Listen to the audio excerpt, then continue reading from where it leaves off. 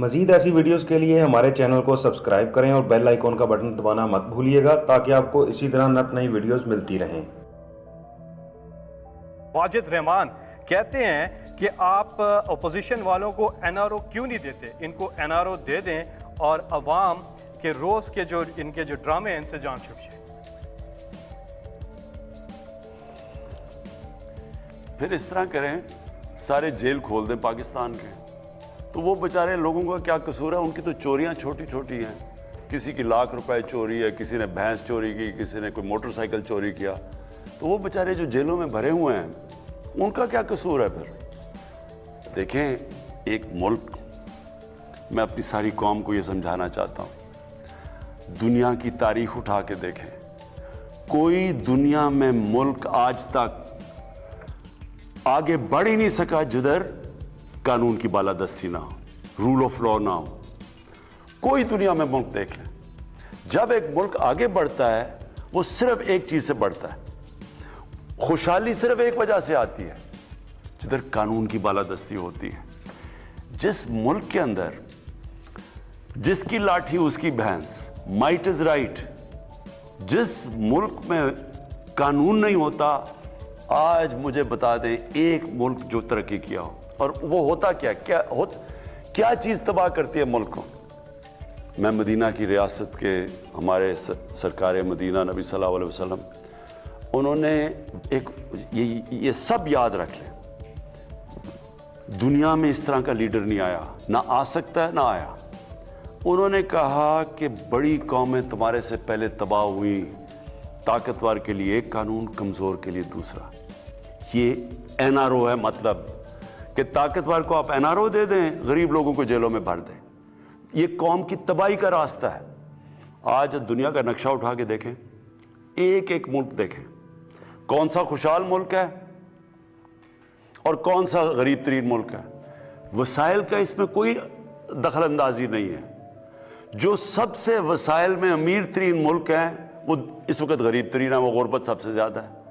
اور جن ملکوں کے اندر ہے ہی نہیں، وسائل ہے ہی نہیں، مثلا سوئٹزرلینڈ میں تو صرف ٹورزم ہی ہے، یا اسکینڈینیویا کے ملکوں میں کیا ہے ان کی خاص چیز ہے؟ وہ کچھ بھی نہیں ہے، لیکن وہاں خوشحال ترین ملک ہے۔ وجہ اس کی کہ وہاں قانون ہے، وہاں رول آف لا ہے۔ اور دوسرے ملکوں کے اندر جدھر یہ آپ ملک اٹھا کے دیکھ لیں، غریب ملکوں کو دیکھ لیں، ایک ایک ملک کو آپ دیکھ لیں کہ وہاں اسی طرح کے کرپٹ پرائم منسٹر آتے ہیں، کرپٹ پریزیڈنٹس آتے ہیں، وہ دونوں ہاتھوں سے وہ اور ان کی منسٹرز ملک کو لوٹتے ہیں، وہ سارے ملک کا پیسہ باہر لے جاتے ہیں۔ وہ کیوں باہر لے جانے پڑتے ہیں؟ کیونکہ اگر وہ ملک میں رکھیں گے تو پیسہ نظر آ جائے گا، اس لیے چوری کر کے ملک سے پیسہ جب باہر نکال، دگنا نقصان کرتے ہیں ملک کو۔ منی لانڈرنگ جو ہے، جب ایک غریب ملک کا پیسہ باہر جاتا ہے وہ دگنا نقصان کرتا ہے۔ وہ کیسے نقصان کرتا ہے؟ ڈالر خریدنے پڑتے ہیں باہر بھیجنے کے لیے، یہ حوالہ ہنڈی سے ڈالر لیتے ہیں، پھر باہر جاتا ہے۔ وہ ڈالر جب آپ ملک سے باہر بھیجتے ہیں، ڈالر کم ہوتے ہیں، جب ڈالر کم ہوتا ہے تو روپیہ گر جاتا ہے آپ کا، جب روپیہ گرتا ہے تو ساری چیزیں مہنگی ہوتی ہیں۔ مہنگائی کیسے ہوتی ہے؟ جب روپیہ گر جاتا ہے آپ کا، جو چیز باہر سے لاتے ہو، تیل، بجلی، کھانا پینے، سب مہنگی ہو جاتی ہیں۔ آج جو سب سے بڑی وجہ غریب ملکوں کے اندر غربت کیا وجہ ہے؟ کہ وہاں اس طرح کے بیٹھے ہوئے ہیں ڈاکو چور جو اوپر آ کے ملک لوٹ کے ساروں نے اپنے ملکوں کو کنگال کر دیا، مقروض کر دیا۔ مہاتر محمد نے ملیشیا کو اٹھا کے عثمانوں پہ لے گیا۔ جیسے ہی مہاتر محمد 20 سال کے بعد گئے، ادھر بھی ایک اس طرح کا آدمی آ گیا، جس طرح ہمارے یہ جو اے پی ڈی ایم ٹائپ لوگ ہیں، اس نے بھی آ کے اپنا ملک لوٹا، منی لانڈرنگ کی۔ اس کا کیا نتیجہ ہوا؟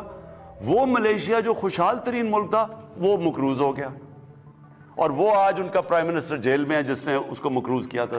کہنے کا میرا مقصد یہ ہے کہ اگر آپ نے اس ملک کو اٹھانا ہے، اس کو عظیم ملک بننا ہے، مدینہ کی ریاست کے اصولوں پہ کھڑا کرنا ہے، تو طاقتور کا زیادہ ضروری ہے کہ ان کا احتساب کریں بجائے کمزوروں کا۔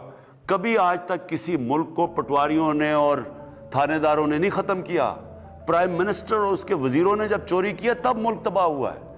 اور پھر جب ایک ملک کا قانون طاقتور ڈاکوں کو نہیں پکڑ سکتا، وہ ملک تباہ ہو جاتا ہے۔ تو یہ جو آج آپ یہ سارے ملک کے بڑے بڑے ڈاکو اکٹھے ہو کے ان یونین بنا کے اور میرے پہ پریشر ڈال رہے ہیں 2.5 سالوں سے کہ جی ہمیں این آر او دے دو۔ میں نے جس دن اس ملک ان چوروں کو این آر او دے دیا نا، یہ یاد رکھنا، میں اس ملک سے سب سے بڑی غداری کروں گا۔ جنرل مشرف کے دور میں ان دونوں کے یہ پچھلے 10 سالوں سے بہت بہتر دور تھا، ہر چیز بہتر تھی، قرضے بھی اتنے نہیں تھے۔ جنرل مشرف کے دور میں قرضے اتنے نہیں چڑھے جو ان 10 سالوں میں انہوں نے 4 گنا پاکستان کا قرضہ چڑھایا۔ لیکن اس نے جو ان 2 بڑے ڈاکوؤں کو 2 این آر او دیے، وہ آج ہم بیٹھے ہوئے ہیں جو بھگت رہے ہیں، وہ 4 گنا زیادہ جو قرضہ چڑھایا ان 10 سالوں کے اندر، وہ آج ہم کیسے بھگت رہے ہیں؟ جو ہم پیسہ اکٹھا کرتے ہیں آدھا پیسہ چلا جاتا ہے ان کے لیے ہوئے قرضوں کے سود دینے پہ۔ تو ملک کیسے چل سکتا ہے؟ اور یہ صرف اور صرف